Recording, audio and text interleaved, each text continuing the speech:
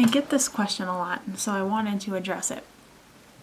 And it is, how do I do these things that scare me? How do I eat more food? How do I finish my meal plan? How do I follow my meal plan? How do I even do half of my meal plan?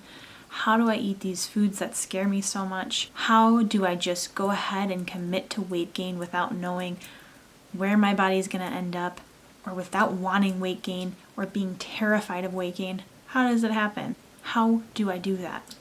The very short answer for that, for a very complicated thing, is get comfortable with being uncomfortable. Choose to struggle in the direction of recovery rather than struggling through your disordered relationship with food or your eating disorder. You have to choose to be uncomfortable without knowing what the results may be if you have never been there.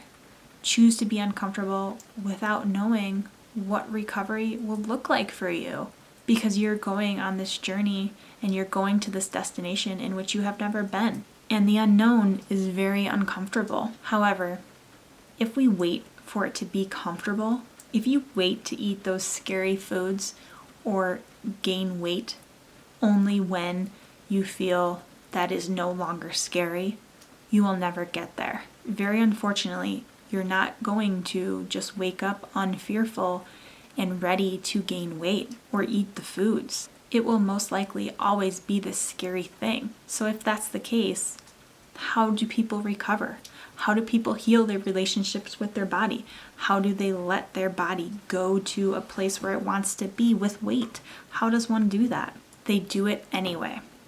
They do it anyway, over and over and over again. They start rewiring those hardwired paths that are telling you to use your behaviors, and those hardwired thoughts of the eating disorder. They go against those to rewire that and build new thoughts, to carve a new path, one that's less traveled and feels uncomfortable, but one that is there for you to carve.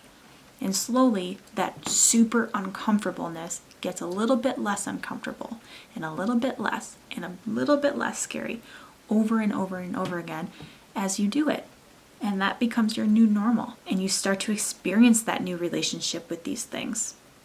And you open the world up to these new possibilities. And you're able to experience for yourself what it feels like. You can always go back to the disordered ways and thoughts. You can always go back to the eating disorder. So why not just give it a try? Get uncomfortable. Give yourself enough time to be uncomfortable and live that way. And try those things and see what's waiting for you there. Because it's a lot of good stuff.